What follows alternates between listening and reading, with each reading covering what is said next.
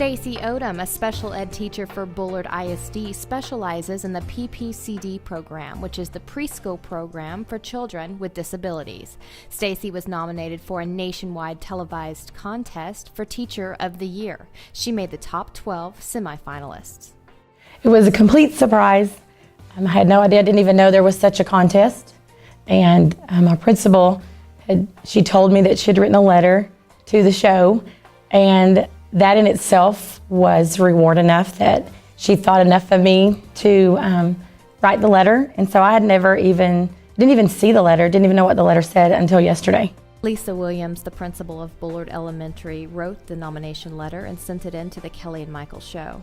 In that letter, Williams said Stacy teaches 4 to 7-year-olds with a variety of disabilities that include autism, Down syndrome, and intellectual disability. Even through this contest, I've gotten text messages and Facebook messages and phone calls from students that I've taught in the past, years ago, that has totally made the whole thing worth it, because they are successful adults that have great careers and families, and they're doing great. And that made it into one message I got from one student made it entirely worth the whole process.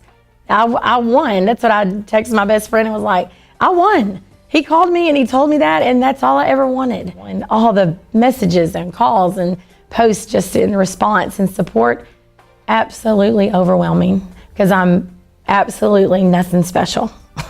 I'm just a teacher who loves her kids, and I'm surrounded at Bullard, and I was at Troop with teachers who love their kids like their own, and that's the norm. And so I think it's great that people are seeing teachers really care about their students. And even the number of applicants, or I guess, letters that were sent in for the Kelly and Michael Show, I was so excited that there were so many that they had to, get to 12 and then to 4, because that meant there are that many teachers that made a difference in somebody's life that took the time to write a letter and send it off. And so that's good news for all of us. Melissa McTee, Tyler Morning Telegraph.